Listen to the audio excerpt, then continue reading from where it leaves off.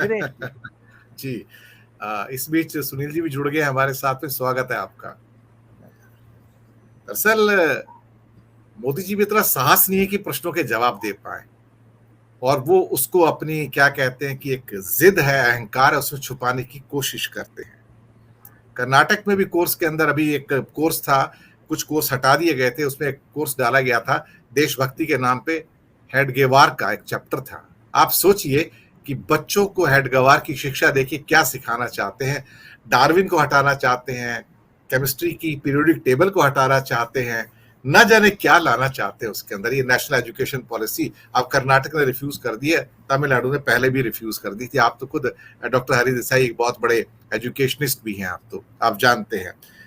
और वैसे भी दक्षिण पंथियों का जो पूरा इतिहास है आजादी से पहले का, वो गद्दारी का इतिहास है। मैं किसी दल का नाम नहीं ले रहा हूं, इसलिए दक्षिण पंथी कह रहा हूं जानबूझ के। सारे दक्षिण पंथियों का इतिहास गद्दारी का इतिहास है भारत के साथ में, और वो गांधी जी के साथ या हमारे आजादी के संग्राम में कहीं नजर नहीं आते हैं।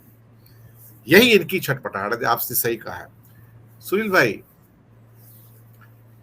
राहुल ने सही कहा है कि दरअसल हमारे आदर्श गांधी हैं और इनके आदर्श नाथूराम गोडसे हैं, क्योंकि जो कहा जाता है और जो किया जाता है दोनों में फर्क है। मोदी जी कहते हैं जो प्रज्ञा ठाकुर ने कहा मैं उसको कभी दिल से माफ नहीं कर पाऊंगा, ये कहा है, किया क्या उसके बाद? लोकसभा का टिकट दे दिया भोपाल से। तो कथनी और करनी में इनका जो असर है, ये वही असर है जो आजादी से पहले दक्षिण पंथियों का होता था, कि जो कहने की कोशिश कर रहे हैं और ये जो कर रहे हैं, कोई मेल नहीं आपस में।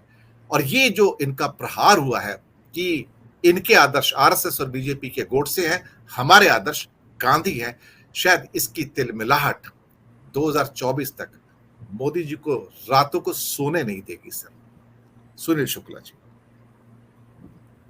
धन्यवाद दिनेश जी। एक तो विलंब से आने के लिए मैं क्षमा चाहता हूँ जी कोई बात। मैं सड़क यातायात में फंस गया था, मैं टाइमली पहुंच नहीं पाया।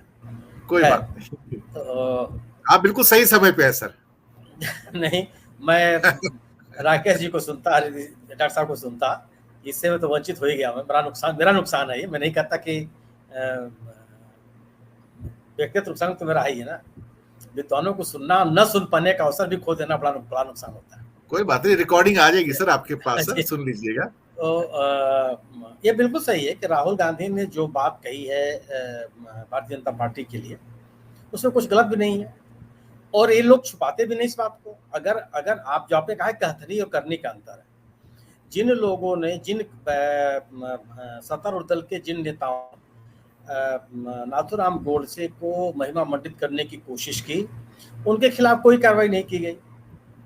न कि नेताओं ने, बल्कि इनके पार्टी से अलग भी अगर किन्हीं तत्वों ने नाथूराम गोडसे को अगर महिमा मंडित करने का प्रयास किया तो उनके खिलाफ कोई कार्रवाई नहीं की। कहीं किसी ने मंदिर बना दिया, किसी ने कहीं कुछ बना दिया, लेकिन कोई कार्रवाई नहीं की गई। जबकि अगर आपके मैंने क्या दुनिया में सोचता हूँ कि दुनिया के पैमाने पर अगर किसी देश में क्या ऐसा हो सकता है कि जो देश अपने किसी एक नेता को राष्ट्रपिता मानता हो, उसके खिलाफ, उसके हत्या में शामिल जो लोग रहे हों और बाकायदे न्यायालय के द्वारा जिनको सजा हुई हो, उनको महिमा मंडित करने का प्रयास किया गया जाता, तो क्या वहाँ उस देश के नागरिक इसको स्वीकार कर पाते? तो ये तो सोच के बाहर आप लोगों ने। लेकिन दुर्भाग्य है कि सब जिनों को इस बारे में सोचना चाहिए था, इस तरह की प्रवृत्तियों को रोकना चाहिए था, इस तरह की गतिविधियों को प्रभावी रोक लगानी चाहिए थी, वो सत्तारूढ़ दल ही उनके साथ खड़ा है। अगर प्रज्ञा ठाकुर नाथूराम गोडसे को महिमा मंडित करने के बावजूद भारतीय जनता पार्टी की सांसद हैं, गोया कि भारतीय जनता पार्टी उस गतिविधियों से सहमत है जिन गतिविधियों में प्रज्ञा ठाकुर शामिल है। उन बयानों से वो सहमत है जिन बयानों के लिए प्रज्ञा ठाकुर जानी जाती हैं, और या नाथूराम गोडसे को लेकर के जो बयान उन्होंने समय समय पर दिए हैं। अगर कपूर कमीशन ने जिन लोगों को, जिन व्यक्तित्वों को नाथूराम गोडसे सहित महात्मा गांधी की हत्या में शामिल होने को लेकर के दोष मुक्त नहीं किया, ऐसे लोगों को अगर आप महिमा मंडित करने का प्रयास करते हैं तो क्या राष्ट्रपिता के खिलाफ है। और अगर राहुल गांधी ने जो बात कही उसमें कुछ भी गलत नहीं है। आप में एहसास होना चाहिए कि आप कह सके कि हाँ नहीं साहब, मैं बिल्कुल भी महात्मा गांधी को नहीं मानता, आप मानते हैं तो मानते रहिए, लेकिन वो साहस आपके पास नहीं है। इसीलिए ये लगता है कि ये इनके अंदर तिलमिलाहट है। और राहुल गांधी ने भी कोई नई बात नहीं कही। आप याद कीजिए, राहुल गांधी ने अपनी भारत जोड़ो यात्रा के दौरान से ये बात कहते चले आ रहे हैं, बल्कि उसके पहले से भी कहते चले आ रहे हैं। नहीं, मैं तो दिनेश जी, लोग कहते हैं कि राहुल गांधी अब जाकर के मैच्योर हुए हैं, अब जाकर के एक जिम्मेदार नेता हुए हैं। मुझे दर्जनों बार राहुल गांधी को लोकसभा में सुनने का मौका मिला, मतलब मैं प्रेस दीर्घा में बैठ करके सुना हूं। मैं विश्वास पूर्वक आपसे कह सकता हूं कि मुझे कभी वो व्यक्ति अगंभीर नहीं लगे। वह व्यक्ति कभी मुझे ऐसा नहीं लगा कि वो गैर जिम्मेदार नेता हो, एक ऐसा नेता जो लोगों की समस्याओं के प्रति असंवेदनशील हो। कि कभी मुझे व्यक्तिगत तौर पर, मैं मतलब कोई कह सकता है कि आप गलत हैं और आप नहीं समझते हैं, और आप भी कह सकता है कि मैं कांग्रेसी हूं, और भी कोई कह सकता है कि मैं राहुल गांधी का समर्थक हूं, कोई आरोप लगा ले। लेकिन लोकसभा की प्रेस दीर्घा में बैठ करके मैंने राहुल गांधी को कई मुद्दों पर सुना है। सदन के बाहर पत्रकारों से बात करते हुए भी मैंने उनको कई बार सुना है।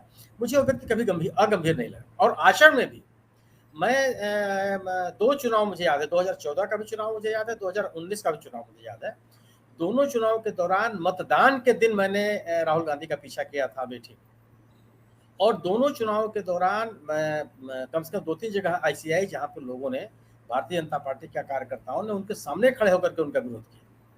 लेकिन जो प्रतिक्रिया थी राहुल गांधी की, वो एक ऐसी नहीं लगी जो व्यक्ति बहुत उत्तेजित हो जाए, नाराज हो जाए, कुछ माने अगंभीर आचरण करने लगी। मुझे कभी नहीं दिखाई पड़ा।